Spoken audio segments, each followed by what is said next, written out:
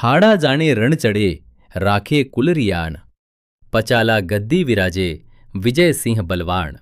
बूंदी रियासत के स्वर्णिम इतिहास में हाड़ा चौहानों की 21 शाखाओं का विशेष गौरव रहा है। इसी मर्यादा का पालन करते हुए करवर और खेमजी की मूल शाखा से निकलकर श्री विजय सिंह हाड़ा और उनके अनुज भाई ने अपनी वीरता और पौरुष से एक नवीन मार्ग प्रशस्त किया। जब राजकुमारों में भूमि का विभाजन हुआ तब श्री विजय सिंह हाड़ा जी और उनके भाई को पचाला की जागीर प्राप्त हुई।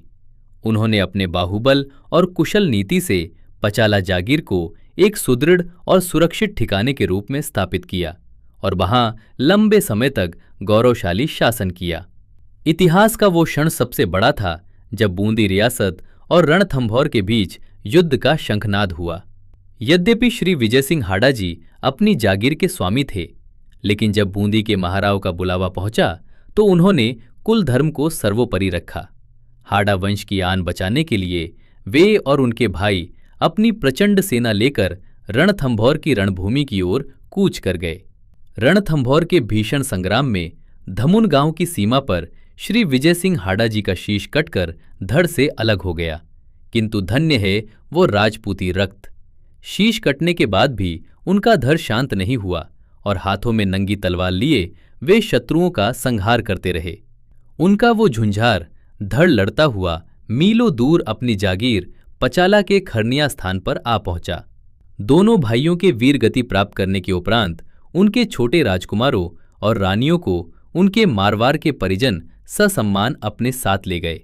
उन बालकों का संरक्षण और पालन पोषण मारवार की वीर धरा पर उनके ननिहाल में हुआ। दशकों पश्चात वो होली का पावन पर्व था और गांव में विवाह शादियों की मंगल शहनाइयां गूंज रही थीं।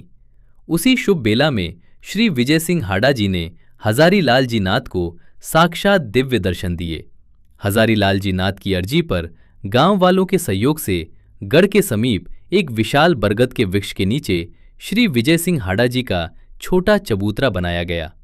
उस पवित्र स्थान की स्थापना के साथ ही वहां पावन मेले का भरना प्रारंभ हो गया।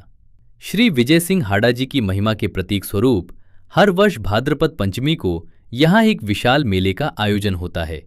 इस अवसर पर आसपास के कई गांवों से विशाल पदयात्राएं वीरवर के जयकारों के साथ मंदिर पहुंचती हैं।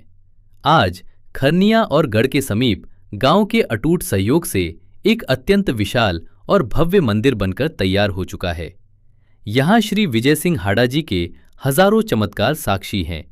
विषैले जीवों के संकट से लेकर असाध्य दुखों तक जो भी यात्री यहां आता है उसका संकट निवारण होता है।